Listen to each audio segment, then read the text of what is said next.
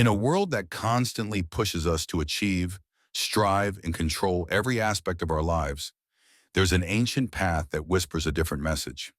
It tells us not to force, not to chase, but to align, to flow, to live in harmony with life instead of fighting it. This is the path of Taoism, a philosophy born in ancient China over 2,500 years ago, yet more relevant today than ever. At its heart is the Tao, spelled T-A-O, pronounced Tao, which simply means the way. But it's not just any way, it's not a rule book.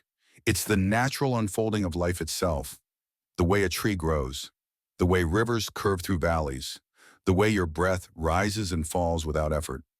The Tao is the pattern of the universe, subtle, fluid, invisible, but always there.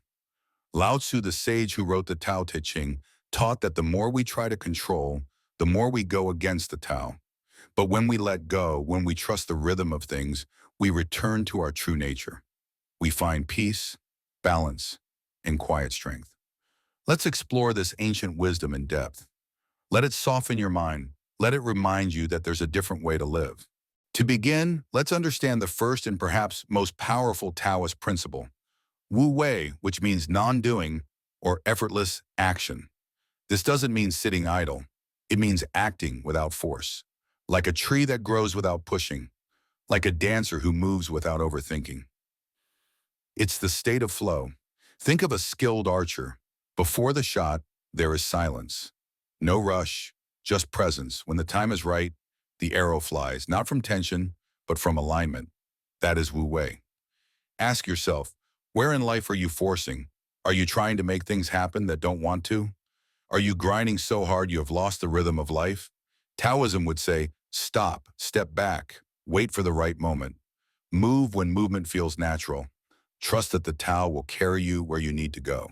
Another powerful metaphor Lao Tzu used is water. He wrote, nothing in the world is as soft and yielding as water. Yet for dissolving the hard and inflexible, nothing can surpass it. Think about that. Water seems weak. It has no shape. But given time, it wears down stone. It flows around obstacles. It finds its way. Are you being rigid in your thinking, in your expectations? Can you become like water, adaptable, gentle, yet powerful? The Tao teaches us to bend, to flow, to move around difficulty instead of colliding with it. That's not giving up, that's wisdom.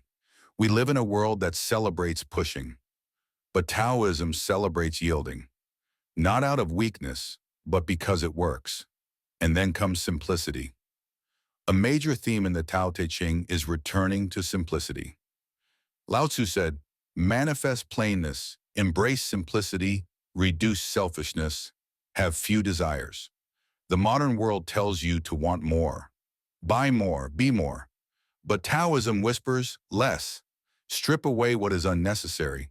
What's left is peace. What if you didn't need to upgrade everything? What if you were already enough? When you stop measuring your life by how full it looks and start measuring it by how light it feels, that's when you're living close to the Tao. Let's talk about another habit, acceptance without judgment. In Taoism, there's no obsession with labeling things as good or bad, because those labels change. There's a famous Taoist parable about a farmer. His horse runs away, and the neighbors say, such bad luck. The farmer replies, maybe. The horse returns the next day with 2 wild horses. What good fortune, the neighbors say. Maybe, he says again. Then his son breaks his leg trying to tame one of the horses. Terrible news, they say. Maybe, the farmer says. Later, soldiers come to recruit young men for war, but they leave his injured son behind. This story reminds us we don't always know what's good or bad in the long run, so why react with extremes? Taoism teaches us to observe without rushing to conclusions. Life is too fluid for fixed labels. Another Taoist idea, the value of emptiness. The Tao Te Ching says, we shape clay into a pot, but it is the emptiness inside that makes it useful. Emptiness is what gives form purpose. A room is useful because it has space. A cup is useful because it's empty. Your mind works the same way. When you clutter your mind with opinions, desires, judgments, constant stimulation, there's no room for insight. But when you pause, when you breathe, when you do nothing, space opens up and clarity enters. Schedule silence into your life, not to escape, but to return. And speaking of return, Taoism is all about returning to your nature, to live like the trees, the animals, the clouds, not because they are simpler, but because they are unburdened. You don't have to constantly prove your worth. You were born whole. Taoism says you don't need to become something. You only need to stop trying to be what you're not. Let's explore how Taoism views resistance. The Tao never resists itself. Nature flows. It doesn't argue with reality. A tree bends with the wind. A river adjusts its path.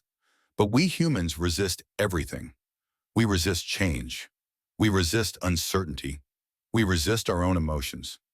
Taoism invites us to trust the unfolding, not to give up, but to stop clinging. Next time something doesn't go your way, ask yourself, can I trust this is still part of the path? Because often what looks like a detour is actually the way. Let's talk about control. The Tao teaches us to stop grasping for control, not because life is chaotic, but because the more we try to control it, the more we suffer. Think about how much energy we spend trying to control people, outcomes, timing, and yet so much of life is out of our hands. Taoism doesn't say do nothing. It says do what is yours to do, then let go. It's like planting a seed. You water it, give it sunlight, protect it, but you cannot force it to grow faster. Let the process unfold. Trust the Tao. There's also a strong message in Taoism about ego. Lao Tzu said, "He who knows others is wise. He who knows himself is enlightened." The ego wants to win, be right, be seen.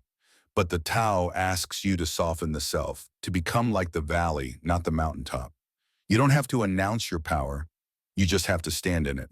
There's a phrase in the Tao Te Ching, the best leaders are those the people barely know exist. In other words, true influence doesn't shout, it radiates. This applies to how we show up in relationships, at work, even in conflict. Don't dominate, don't outshine. Instead, embody peace so deeply that people feel it in your presence. Taoism also emphasizes non-competition. This might sound countercultural. We're raised to compete in everything, but the Tao suggests that the more you compare, the more you suffer. Stop racing, stop comparing. Your path is not meant to look like anyone else's. There's no need to win at life. The Tao is not a race, it's a dance. Let's not forget compassion. One of the treasures Lao Tzu speaks of, alongside simplicity and patience, is compassion. But it's not just kindness to others. It's softness with yourself. Be gentle with your mistakes. Be generous with your silence. Be kind in your thoughts. The Tao flows through you most clearly when your heart is open. By now, you can probably feel that Taoism isn't something you practice for a result. You don't succeed at the Tao. You live it. You return to it. You let it carry you. It's not a system. It's a surrender. It's not about adding more. It's about removing what was never you. The Tao doesn't demand. It invites. It doesn't punish. It teaches. It doesn't push. It pulls gently if you're willing to listen. And maybe the most important lesson of all is this. You don't need to become something more. You need to return to something deeper. The Tao isn't out there. It's already inside you. You've just been too busy to notice. So pause, breathe, feel the rhythm beneath your thoughts. That is the way. Thank you for spending time with Iron Mind Journal. If this message brought you peace, subscribe for weekly reflections rooted in ancient wisdom, quiet strength, and deep clarity. Until next time, let go, slow down, and flow like water.